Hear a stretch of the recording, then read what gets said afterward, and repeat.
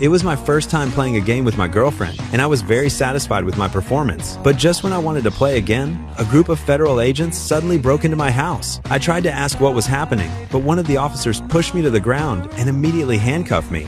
Later, they searched my house and found a large number of artworks and a huge amount of cash, and even 2 heavy weapons. Fuck is this, Jimbo?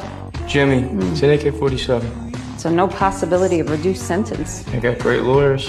They turn water into wine? Facing the accusations from the police, I didn't panic at all. I knew that even if I ended up in prison, my father would definitely find a way to get me out. However, what I didn't expect was that this time, my father, in order to protect the family's interests, made a compromise with the prosecutor. He told me that if I pleaded guilty, the judge would only sentence me to 4 years in prison. Although I found it hard to accept, I reluctantly agreed under my father's insistence. So, in court, I publicly admitted my crimes. But later, the judge claimed that I had possessed heavy weapons for my own personal interests and sentenced me directly to 10 years in prison.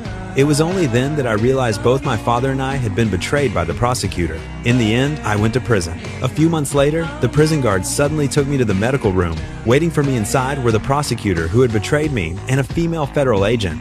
The female agent said that she had found out I was doing quite well in prison. I had built friendly relationships with all the major gangs and was even running my own business inside. They valued my ability to get along with anyone, so they wanted to make a deal with me. They wanted me to get close to a serial killer who had murdered many people. The police had never found the victims' bodies, so they needed me to obtain more useful information. In return, they would reduce the rest of my sentence. The offer sounded tempting, but I knew the prison that held the serial killer was full of mentally unstable inmates, so I immediately refused their deal. The female agent told me to think about it before making a decision. Before leaving, she handed me a file. That night, when I opened the file, I was deeply shocked by what I saw. The killer had already murdered more than a dozen people, all of them young girls. Yet, all the clues pointed to a man with a thick beard. The strange thing was, the police had never found any bodies, which prevented them from convicting him.